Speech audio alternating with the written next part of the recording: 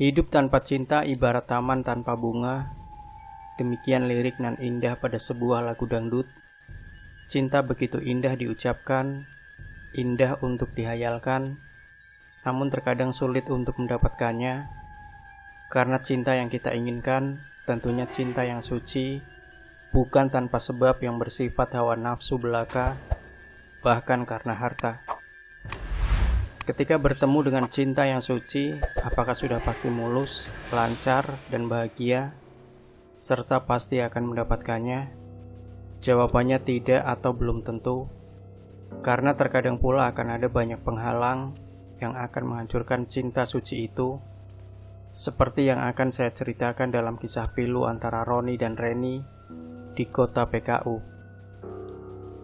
Roni adalah seorang pemuda perantauan di kota PKU. Ia mengadu nasib di negeri orang. Roni sosok yang ulet, rajin bekerja. Ia tak pernah merasa malu atau gengsi bekerja apapun, yang penting halal. Dan terakhir ia bekerja di sebuah toko bangunan, dan itu berkat temannya yang mencarikan pekerjaan itu. Walau pekerjaannya hanyalah karyawan di sebuah toko bangunan, yang tentunya berapalah gaji yang ia terima setiap bulannya, namun ia mempunyai cita-cita yang besar di masa mendatang. Ia punya keyakinan bahwa suatu saat ia akan menjadi orang sukses. Cita-cita tinggi tentunya harus dibarengi dengan usaha dan perjuangan. Demikian pula dengan Roni.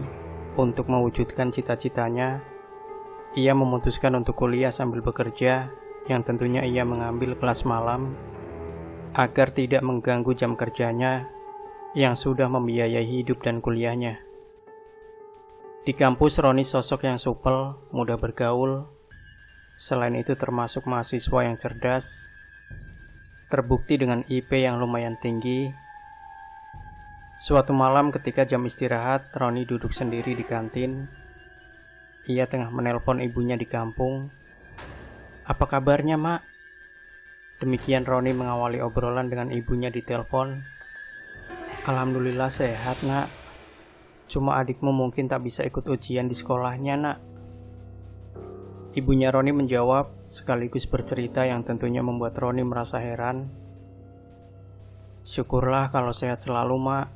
Tapi kenapa Rudi nggak bisa ikut ujian, Mak? Memangnya ada masalah apa?" tanya Roni ke ibunya. Sebenarnya Mamak tak enak untuk cerita ke Roni, tapi dengan siapa lagi Mamak cerita? "Sebenarnya Rudi belum bayar uang sekolahnya, Nak," tutur ibunya Roni dengan nada suara terdengar sedih. Mendengar cerita dari ibunya tentu saja membuat Roni terkejut sekaligus sedih. Tapi Roni adalah orang yang kuat dan selalu punya semangat yang tinggi. "Oh gitu, ya udah. Mamak jangan bingung, apalagi sedih. Nanti Roni usahakan uangnya ya. Cuma Roni minta waktu dulu ya, Mak," ujar Roni menyenangkan hati ibunya. Walau saat itu ia tidaklah punya uang, namun Roni sangat memahami keadaan keluarganya. Ia anak paling besar dari 2 bersaudara. Ayahnya sejak ia kecil sudah meninggalkan mereka. Ayahnya menikah lagi dengan wanita lain, dan sejak itu ayahnya tak pernah datang mengunjungi, apalagi memberi nafkah. Sedang ibunya hanyalah sebagai buruh cuci. Singkat cerita, obrolan Roni dengan ibunya pun selesai, dan Roni menutup teleponnya. Sedikit terkejut begitu ia selesai mengobrol dengan ibunya. Ia melihat seseorang sudah duduk di sampingnya, tengah memperhatikannya. Kamu Rin, bikin terkejut saja," ucap Roni kepada seseorang itu, yang ternyata teman wanitanya yang bernama Reni. "Ya, gitu saja kaget," jawab Reni sambil tersenyum manis. "Kamu habis nelpon ibumu ya?" sambung Reni bertanya ke Roni. Mendengar pertanyaan Reni, Roni terkejut. Dalam hatinya berkata, "Kok tahu kalau ia baru saja habis menelpon ibunya?" "Kok tahu, Ren?" tanyanya singkat seraya menatap Reni. "Ya tahulah. Aku kan udah lama duduk di sini. tapi kamu lagi nelpon, makanya aku diem aja. Maaf ya, aku nggak sengaja nguping obrolanmu, jawab Reni kepada Roni. Tentu saja Roni sedikit memerah raut wajahnya setelah Reni mengatakan jika ia mendengar obrolannya dengan ibunya. Jadi, kamu dengar apa yang aku obrolkan? Tanya Roni dengan suara tergagap. Iya, bahkan suara HP-mu kuat. Jadi aku juga dengar. Kenapa kamu malu? Jawab Reni dan berkata dengan mimik serius. Kenapa kamu harus malu? Justru kamu orang yang hebat. Jujur aku salut sama kamu, Ron. Sambung Reni lagi. Mendengar ucapan Reni, Roni hanya diam. Ia memalingkan wajah serta pandangannya ke arah lain. Dengan pelan ia berkata, aku bukan hebat, tapi aku berusaha menjadi laki-laki yang bertanggung jawab atas keluarganya. Ucap Roni pelan, seakan tidak ia tujukan kepada siapapun ucapannya. Ya, itu yang aku suka darimu, Ron. Dan tak dapat aku temukan dari laki-laki lain.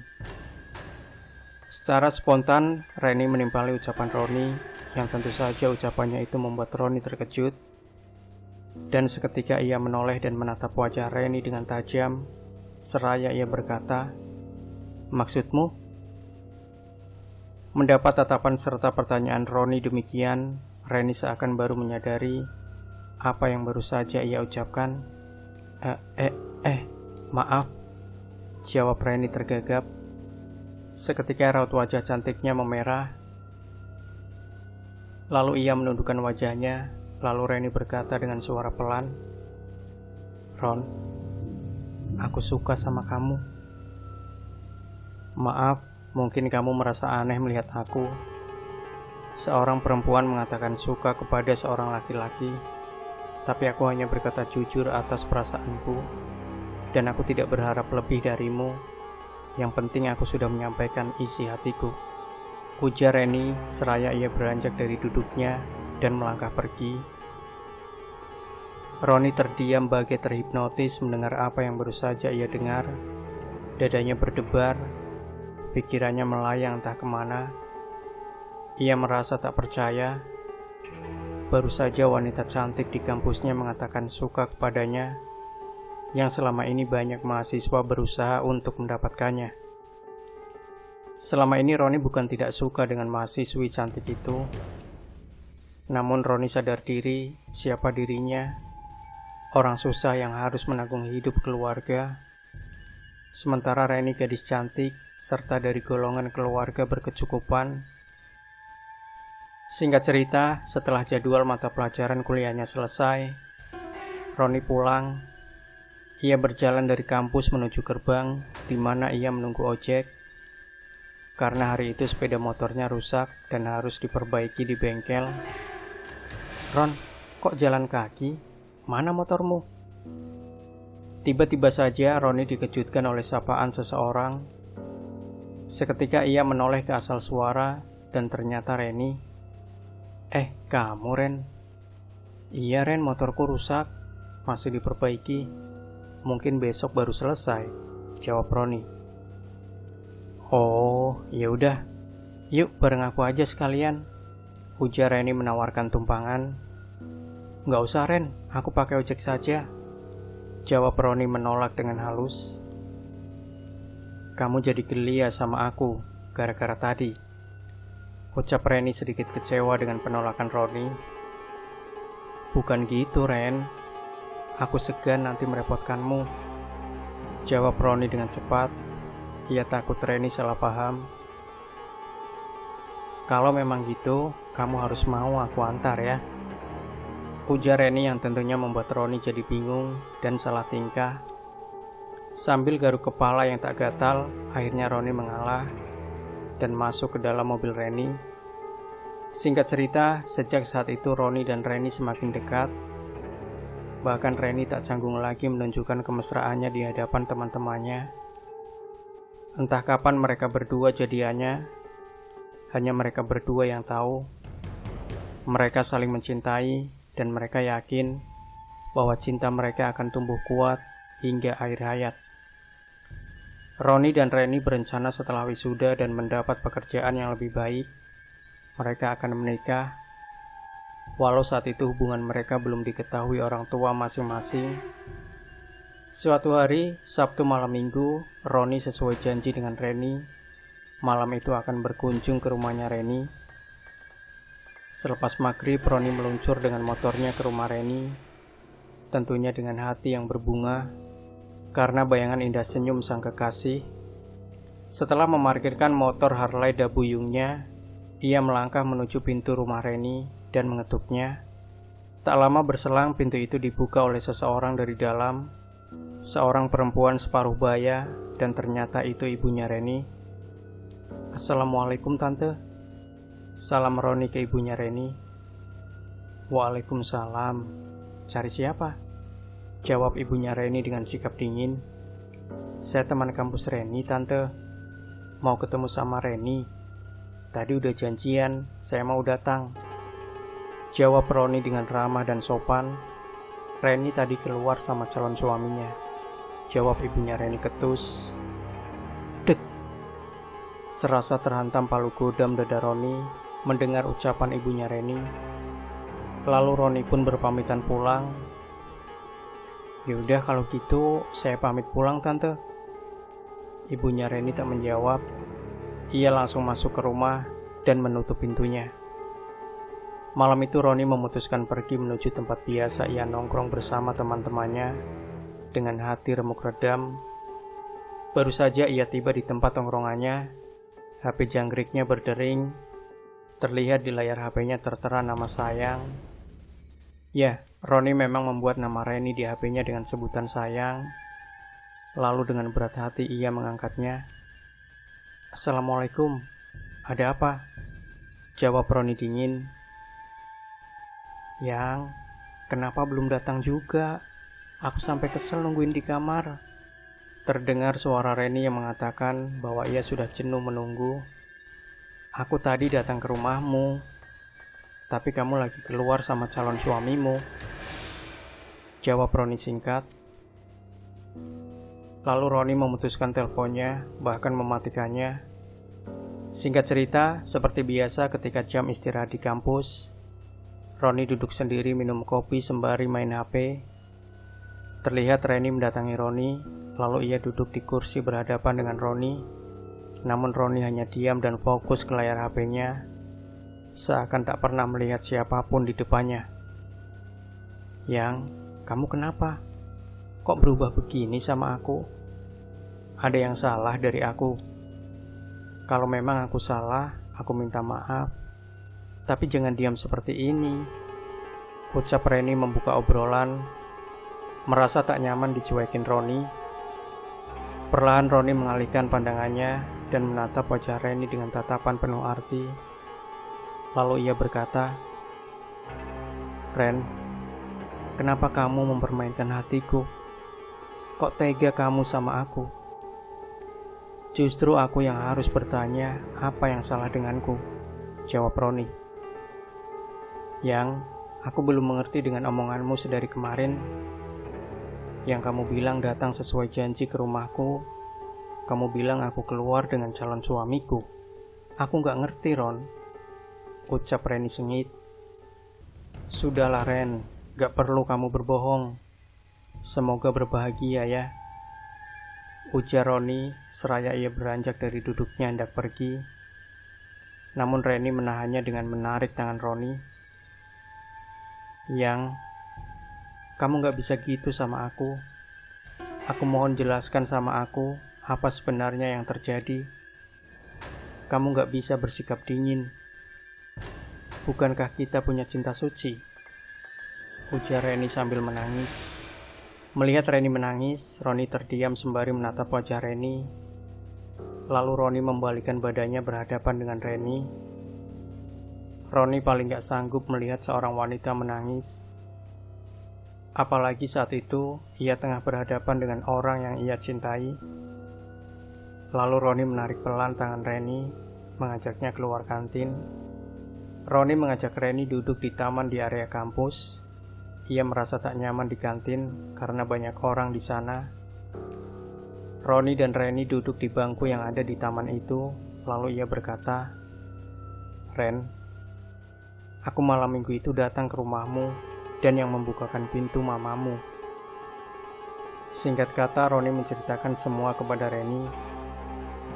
Mendengar cerita dari Roni, seketika wajah Reni memerah, lalu ia berkata, "Jadi ini yang terjadi. Lagi-lagi mama buat masalah. Dulu Kak Eni dibuat seperti ini. Hingga akhirnya Kak Eni belum mau nikah, karena selalu dihalangi mama. Mama selalu menjodohkan dengan pilihannya, dan apa yang dibilang mama ke kamu itu bohong, Yang. Malam itu aku di rumah. Memang mama menjodohkan aku dengan laki-laki pilihannya, tapi aku gak mau, Yang," ujar Reni sambil terus mengusap air matanya. Eni adalah kakaknya Reni, mereka dua bersaudara. Mendengar cerita Reni, jujur Roni sangat renyuh hatinya. Lalu ia berdiri dan memeluk Reni yang tengah menangis. "Sayang, maafkan aku ya. Aku sudah salah menilaimu," bisik Roni. "Yang, kamu yakinkan bahwa cinta kita kuat dan akan selalu kita perjuangkan ya," ucap Reni. "Iya, aku akan kuat, asal kamu tetap sayang dan setia sama aku ya," jawab Roni. Singkat cerita, jam 9 malam, Roni keluar dari kampus. Ia berencana langsung pulang ke kos, karena biasanya ia sepulang kuliah selalu singgah di tempat biasa nongkrong bersama teman-temannya. Baru saja Roni hendak melewati gerbang kampus, ponselnya terasa bergetar, tandanya ada yang menelpon. Roni pun menghentikan motornya, lalu ia mengeluarkan ponsel dari saku celananya, dan ternyata Reni yang menelpon. "Assalamualaikum, Ren. Ada apa?" jawab Roni yang diawali salam. "Waalaikumsalam, Yang. Mobilku gak mau hidup nih. Jemput aku ya, di parkiran," jawab Reni di telepon yang mengatakan mobilnya mogok. Roni pun memutar balikan motornya, hendak menjemput Reni. Singkat cerita, akhirnya Reni memutuskan malam itu pulang diantar Roni, dan besok pagi mobilnya diperbaiki bengkel langganannya. Di perjalanan, Roni dan Reni sambil mengobrol. Mereka berdua begitu mesra. "Yang, kalau nanti mamamu tahu aku yang antar kamu gimana? Aku takut mamamu marah," ujar Roni mengawali obrolan. "Udah, diemin saja, Yang. Yang punya hidup ya kita sendiri. Yang penting kita tetap hormat kepada orang tua. Itu saja, nggak usah dipikirin," jawab Reni meyakinkan Roni. Mendengar jawaban Reni, Roni hanya diam dan menghela nafas berat. Tak memakan waktu lama, mereka pun tiba di depan rumahnya Reni. Dan mamanya Reni saat itu berada di teras rumah, tengah duduk mengobrol dengan seorang pria muda. Melihat Reni pulang, mamanya langsung berdiri dan berkata, "Mana mobilmu, Ren? Kok diantar dia?"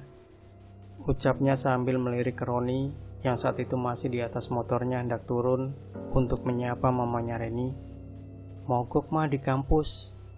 Jadi aku minta antar pulang sama Roni," jawab Reni. "Kalau memang mogok, kan bisa nelpon Aldo. Nggak perlu minta antar sama orang. Pakai motor kombet lagi," ucap mamanya Reni, dan tentu saja ucapan mamanya membuat Reni terkejut. "Mama, jaga ucapan mama sedikit kenapa? Orang sudah berbaik hati menolong Reni, bukannya terima kasih. Malah mama hina," ucap Reni sengit. "Iya, mama gak suka saja kamu dengan dia," hardik mamanya gak kalah sengit, seraya menunjuk Roni. "Kenapa rupanya, Ma?" "Roni itu pacar aku, Ma. Dan dia yang akan jadi suamiku kelak, bukan dia," ujar Reni semakin sengit sambil menunjuk ke arah laki-laki yang tengah duduk di kursi teras itu. Dan ternyata laki-laki itu yang dijodohkan dengan Reni. Seketika jantung Roni berdetak dengan hebat menyaksikan dan mendengar pembicaraan saat itu yang merendahkannya. Namun Roni hanya diam. "Kamu jangan bodoh. Buat apa laki-laki yang belum jelas seperti dia?" sambung mamanya lagi. Cukup, Ma. Jangan terus-terusan menghina Roni. Salah apa dia sama Mama? Sampai tega Mama seperti ini. Teriak Reni mendengar mamanya terus menghina Roni. Ren, sudahlah jangan melawan mamamu. Yang dikatakan mamamu benar. Ya sudah, aku pulang dulu ya. Tiba-tiba Roni berbicara kepada Reni. Lalu ia mengengkel motornya dan pergi tanpa menunggu Reni mengiyakan. Yang, jangan pergi. Aku ikut kamu, Yang. Teriak Reni sambil menangis. Namun Roni seakan tak mendengar teriakan Reni. Ia pun terus berlalu. Di atas motor, Roni merasakan kepedihan hati yang teramat sangat. Ia terus melajukan motornya.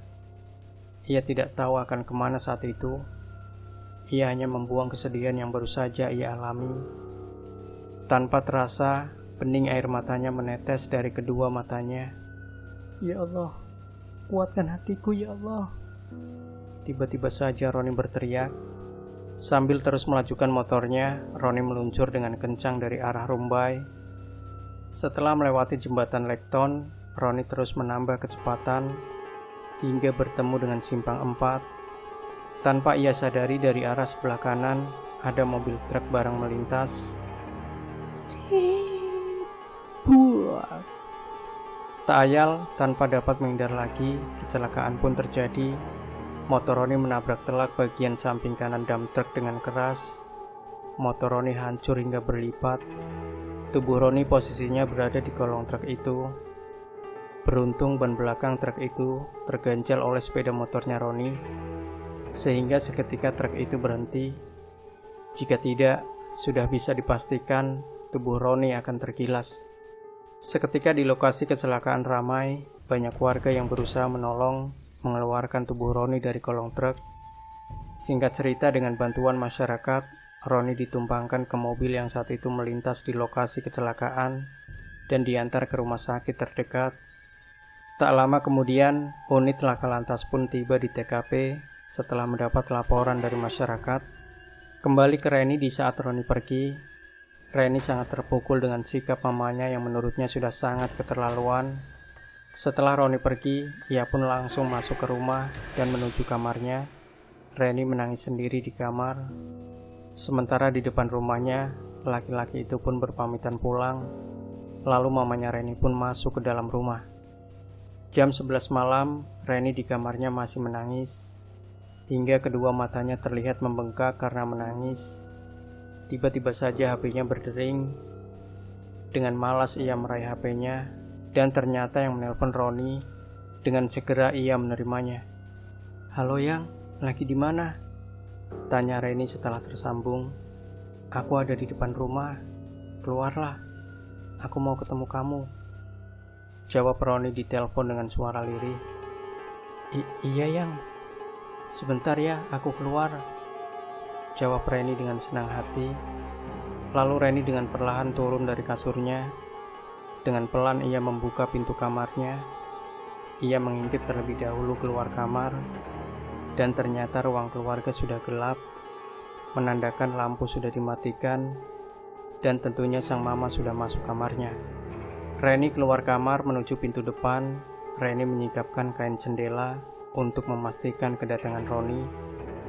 Reni sedikit terkejut karena ketika ia menyibakkan kain jendela, di situ ia langsung berhadapan dengan muka Roni yang berdiri di depan jendela di mana Reni mengintip.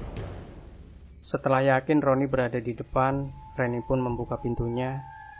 Lalu Reni keluar dan mengajak duduk Roni di kursi teras. Yang, maafin mamaku ya. Aku sedih dan gak terima kamu digituin mama. Kamu yang sabar ya. Pokoknya aku akan mencintaimu selamanya. Ujar Reni mengawali obrolan yang tentunya dengan berbisik karena takut terdengar oleh mamanya. Reni hanya diam menundukkan wajahnya. Tentu saja Reni merasa semakin sedih melihat sikap dan raut wajah Roni yang saat itu hanya diam dengan wajah sedih serta terlihat pucat. Reni berdiri, lalu ia mendekati Roni yang duduk di sebelahnya dan terhalang meja kecil. Lalu Reni menghadap Roni dengan posisi setengah berjongkok, sembari meraih kedua tangannya Roni. Namun Reni terkejut saat tangan lembutnya menyentuh tangannya Roni. "Yang, kenapa tanganmu dingin begini? Kamu sakit ya?" Melihat Reni terkejut dan bertanya, Roni masih terdiam. Terlihat baunya bergetar kuat. Roni menangis walau tidak sampai mengeluarkan suara isak. Melihat Roni yang tiba-tiba menangis membuat Reni jadi sedih. Reni langsung berdiri dan memeluk Roni seraya berkata, "Yang sabar ya sayang, aku mencintaimu. Aku tahu kamu sudah banyak berjuang demi aku, namun mama tidak pernah menghargaimu. Biarlah mama seperti itu, yang penting aku tetap mencintaimu ya," ucap Reni menguatkan hati Roni. "Ren, maafkan aku ya. Maafkan segala kesalahanku selama ini kepadamu." Tiba-tiba saja Roni berbisik di telinga Reni dengan suara lirih. "Iya sayang, kamu tidak ada salah kepadaku, bahkan ke semua orang. Kamu baik orangnya, dan aku bangga kelak jadi istrimu," jawab Reni. Kring, kring. Tiba-tiba saja suara ponsel Reni berdering yang berada di meja kecilnya. Lalu ia melepaskan pelukannya dari tubuh Roni. Reni meraih ponselnya dan terlihat di layarnya sebuah nama, yaitu Andi, teman sekampus dengan mereka. Reni mengangkat teleponnya sambil duduk di kursi. Pandangan matanya menatap ke arah jalan di depan rumahnya. "Halo Di, ada apa jam segini nelpon?" tanya Reni ke Andi. "Ren, kamu yang sabar ya.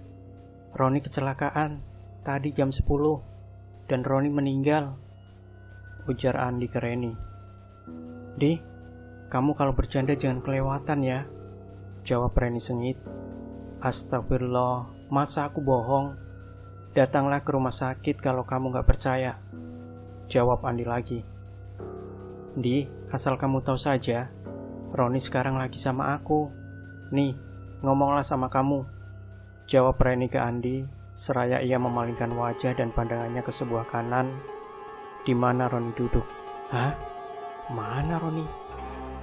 ucap Reni berbicara sendiri. Ya, Roni tidak terlihat lagi di sampingnya, dan tidak mungkin jika Roni pergi tidak terlihat olehnya. Seketika tubuh Reni serasa tak bertulang, tubuhnya lemas tak berdaya. Tubuh Reni terjatuh dari duduk di lantai teras. Reni hanya bisa menangis histeris, sehingga suara tangisnya membangunkan seisi rumahnya. Singkat cerita, Reni berangkat ke rumah sakit yang telah disebutkan Andi dengan diantar kakaknya, yaitu Eni. Setibanya di rumah sakit, benar saja di ruang IGD, Reni melihat tubuh Roni sudah tidak bernyawa lagi. Dengan luka parah di bagian kepala, Reni menjerit dan menangis histeris melihat sang kekasih sudah tak bernyawa.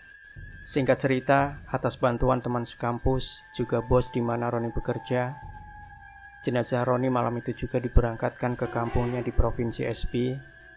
Karena itu permintaan sang ibundanya Roni, Reni pun ikut berangkat mengantar jenazah sang kekasih. Setibanya di kampung halaman, Roni sudah dapat dipastikan jenazah Roni disambut dengan tangisan pilu sang ibunda serta keluarganya. "Selamat jalan Roni, selamat tinggal duka. Semoga kamu bahagia di sisi Allah, karena Allah lebih menyayangimu daripada di dunia ini yang penuh kesuliman." Singkat cerita, seminggu pasca meninggalnya Roni, hari-hari Reni hanya diisi dengan tangis kedukaan. Ia tidak mau keluar dari kamarnya. Ia keluar hanya pergi ke kampus. Setelah pulang kuliah, Reni langsung masuk ke kamarnya. Untuk makan saja ia tidak mau. Namun kakaknya dengan sabar membujuk Reni untuk makan. Eni sangat mengkhawatirkan kondisi adiknya. Semakin hari tubuh Reni semakin terlihat kurus, wajahnya pucat, hingga ketika di kampus, tiba-tiba saja ia terjatuh di lorong kampus. Reni terjatuh dan pingsan, dan langsung oleh teman-temannya dilarikan ke rumah sakit. Di rumah sakit, Eni dengan air mata berderai memeluk tubuh Reni yang terbaring tak berdaya.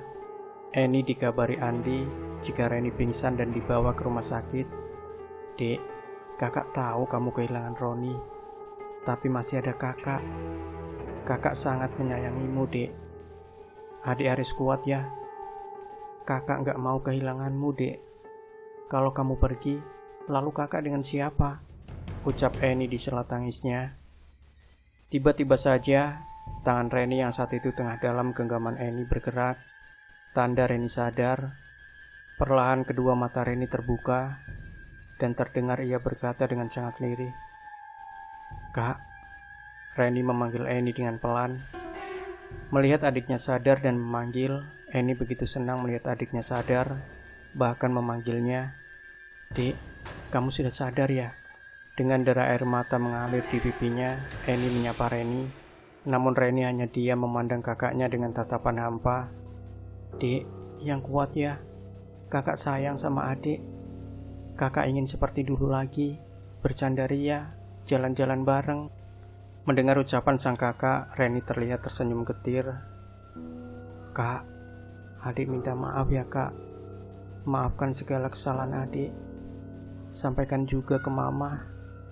Mohon maaf adik tidak bisa menuruti kehendak mama. Tiba-tiba saja, Reni menggenggam tangan Eni, seraya berkata dengan sangat pelan, adik jangan ngomong gitu. Apa yang harus kakak maafkan? Karena adik gak ada salah apapun ke kakak. Yang ada kakak yang banyak salah ke adik. Jawab Eni ke adiknya. Tiba-tiba saja, Reni seperti kesulitan bernapas. Reni merasa sesak napasnya. Tentu saja hal itu membuat Eni panik, lalu ia berteriak ke petugas medis. Dok, suster, tolong nih adik saya. Teriak Eni panik, dengan sigap petugas medis berdatangan untuk melakukan tindakan. Eni sangat mengkhawatirkan adiknya. Ia tak kuasa melihat kondisi adiknya. Namun jika sudah bicara takdir, kita tidak bisa berbuat apa-apa lagi.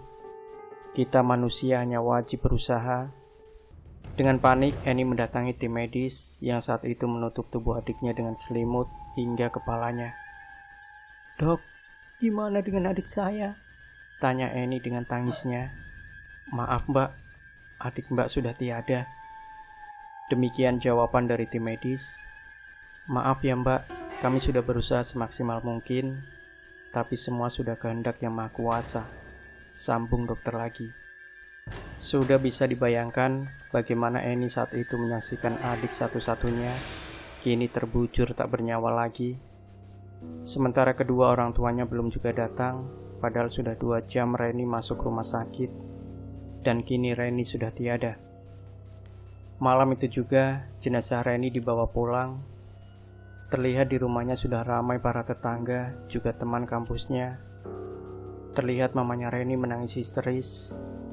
Namun semua itu tiada guna lagi akibat keegoannya. Semua tersakiti, bahkan mengakibatkan penderitaan bagi orang lain. Tak usah menangis, Ma. Bukankah ini maunya Mama?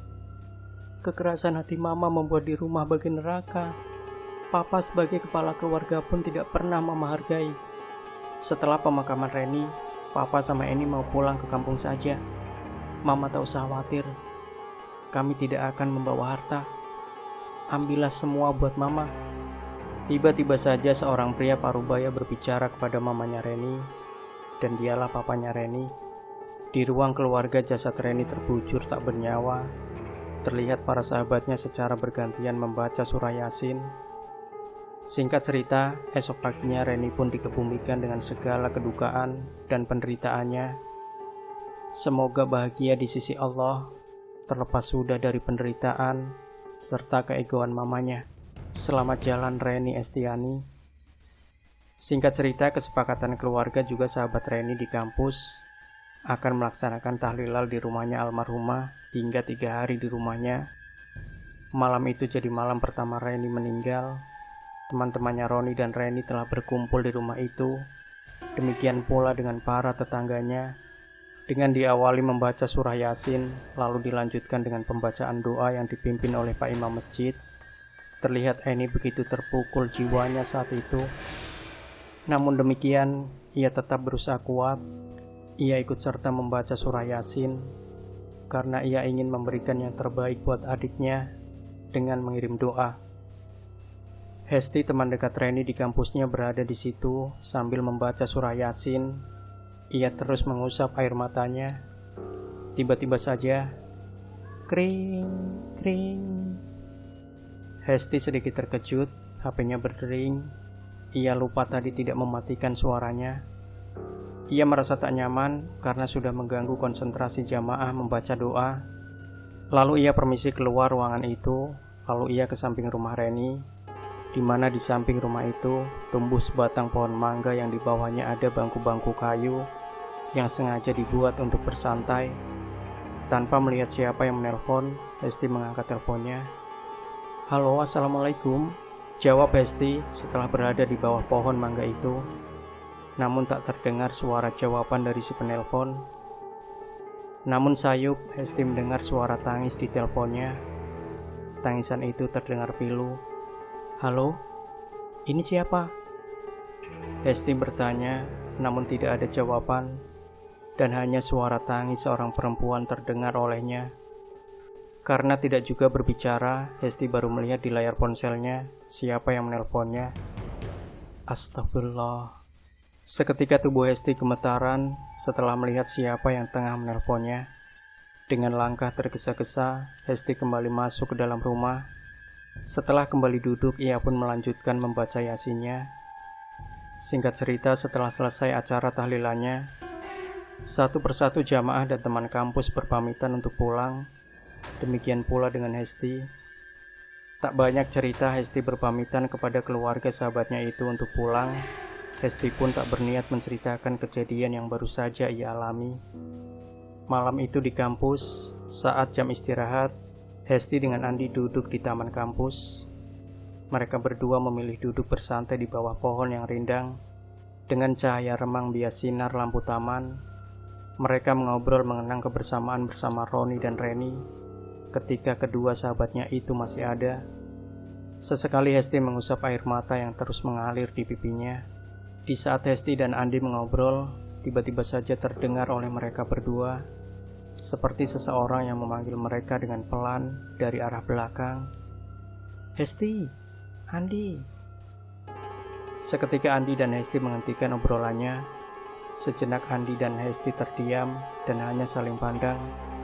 Lalu dengan bersamaan mereka memandang ke arah sumber suara yang memanggil nama mereka. "Reni?" Dengan suara bergetar, Hesti menyebutkan nama sahabatnya yang telah tiada itu. Betapa terkejutnya Hesti dan Andi, karena tanpa mereka sadari, di belakangnya telah berdiri dua sahabatnya yang telah tiada, yaitu Roni dan Reni dengan raut wajah begitu pucat. "Hesti, Andi, makasih ya udah mau kirim doa buat kami. Sampaikan salam buat teman-teman.